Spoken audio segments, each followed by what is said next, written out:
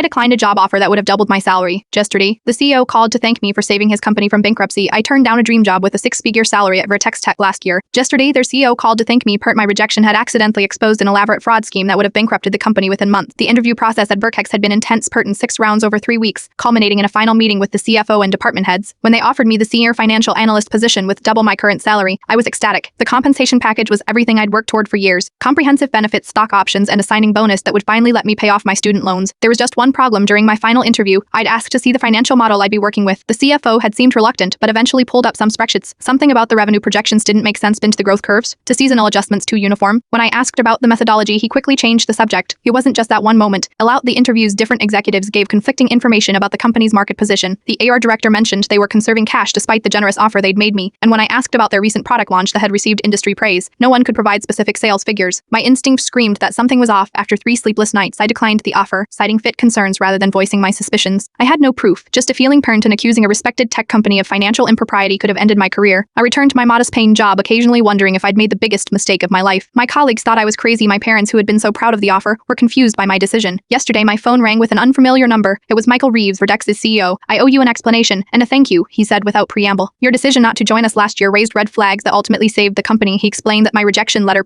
specifically my vague mention of inconsistencies in the financial outlook, had prompted him to look more closely at the books. What he found was shocking. The CFO and 2 other executives had been systematically falsifying financial reports to hide mounting losses while inflating their performance bonuses. They were hiring aggressively to maintain the appearance of growth, Michael explained. "Your position was created to help manage the fraud, not detect it. When you asked those specific questions about the models, they realized you might uncover their scheme." After my rejection, the CEO had quietly launched an investigation, eventually discovering that the company was months away from insolvency. The fraudulent executives were removed, the books were corrected, and the company underwent a painful but necessary restructuring. "If you had accepted that job, one of 2 things would have happened," Michael continued. "Either you would have become complicit in their fraud, or more likely they would have made your life miserable until you quit. Underway, the scheme would have continued until we collapsed." I sat in stunned silence, processing how close I'd come to being either a scapegoat or an unwitting accomplice. "We're in recovery mode now," he said. "Real growth, real numbers, and I am looking for a new chief risk officer paired as someone with both financial acumen and moral courage. 7 who trusts their instincts even when it costs them personally." The salary he mentioned was 3 times what I currently make. This time I accepted. As I prepare to start my new position next month, I keep thinking about that moment of decision. Last year I had no idea my small act of self-preservation would save hundreds of jobs in a company with decades of history. Sometimes the best career move isn't the one with the biggest paycheck. Sometimes it's simply honoring that quiet voice that says something here isn't right,